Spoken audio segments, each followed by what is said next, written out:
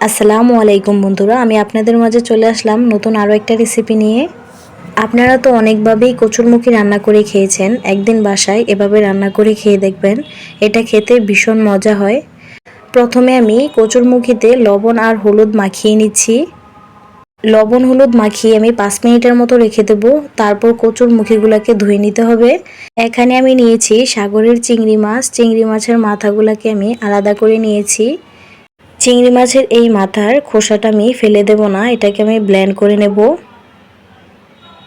আমি ব্লেন্ড করে নিয়েছি, এখন একটা ছেঁকনিতে ছেঁকে নেব। ছেঁকে এই যে অংশগুলো আছে চিংড়ি মাছের মাথার, এইগুলো আমি ফেলে দেব। এখন চুলাতে একটা পাইপ্যান বসিয়ে দিয়েছি। পাইপ্যানটা গরম হয়ে আসলে এখন দিয়ে দিচ্ছি পরিমাণ মতো তেল, আর সাথে দিয়ে দিচ্ছি 1 কাপ পেঁয়াজ কুচি আর একটা রসুন কুচি দিয়ে দিলাম। পেঁয়াজ আর রসুনটাকে আমি হালকা ভেজে নেব। পেঁয়াজ আর রসুনটাকে আমি হালকা করে ভেজে দিয়ে দিচ্ছি এখানে পরিমাণ মতো লবণ। লবণটা দিয়ে আমি হালকা ভেজে নিয়েছি। এখন দিয়ে দিচ্ছি 1/2 টেবিল চামচ হলুদ গুঁড়া আর 1/2 টেবিল চামচ মরিচ গুঁড়া। মরিচের গুঁড়াটা আপনাদের স্বাদ অনুযায়ী দিবেন। আমি এখানে কাঁচা মরিচ দেবো, এজন্য একটু কম মরিচের গুঁড়া দিলাম। এখন দিয়ে দিচ্ছি চিংড়ি মাছের মাথার যে অংশটা ব্লেন্ড করে রেখেছিলাম, সেটা দিয়ে আমি আরও কিছুক্ষণ কষিয়ে নেব। এই রেসিপিটা খেতে ভীষণ ভালো হয়। আপনারা বাসায় একবার রান্না করে খেয়ে দেখবেন, আপনাদের অনেক ভালো লাগবে। এই রেসিপিটা ভালো লাগলে প্লিজ ভিডিওতে একটা লাইক দিয়ে দিবেন। আপনার একটা লাইক আমার কাছে অনেক মূল্যবান। আমি 5 মিনিটের মতো মশলাটাকে কষিয়ে নিয়েছি। এখন দিয়ে দিচ্ছি 5টা কাঁচামরিচ। 2টা কাঁচামরিচ আমি মাঝখান থেকে ভেঙে দিয়েছি আর 3টা আস্ত দিলাম। এখন দিয়ে দিচ্ছি ধুয়ে পরিষ্কার করে রাখা চিংড়ি মাছ। চিংড়ি মাছটা দিয়ে আমি 3 মিনিটের মতো মশলার সাথে ভেজে নেব। চিংড়ি মাছটাকে একটু লাল কালার করে ভেজে নিতে হবে। এখন দিয়ে দিচ্ছি কচুরমুখী।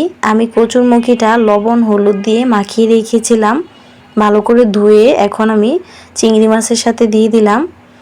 এখন সামান্য একটু পানি দিয়ে ঢাকনা দিয়ে ঢেকে আমি কচুরমুখীগুলোকে সিদ্ধ করে নেব। কচুরমুখীটা ফুল সিদ্ধ করব না, আমি 1/2% সিদ্ধ করে নেব। এখানে আমি নিয়েছি কপি শাক। কপি শাকটাকে আমি খুব ভালোভাবে পরিষ্কার করে ধুয়ে নিয়েছি। কচুরমুখীর সাথে আমি কপি শাকটা দেব। আপনারা চাইলে যে কোনো শাক দিতে পারেন। যে কোনো শাক দিয়ে রেসিপিটা রান্না করলে খুবই মজা হয়। আপনারা বাসায় একবার হলেও রান্না করে খেয়ে দেখবেন, তাহলে দেখবেন আপনাদের অনেক ভালো লাগবে। শাকটা যখন একটু নরম হয়ে আসবে, ঢাকনা খুলে আমি কচুরমুখীর সাথে শাকটা খুব ভালোভাবে মিশিয়ে নিচ্ছি। এখন আমি ঢাকনা দিয়ে ঢেকে কচুরমুখী আর শাক একদম সিদ্ধ করে নেব। ঢাকনা খুলে আমি এখন নেড়েচেড়ে দিচ্ছি।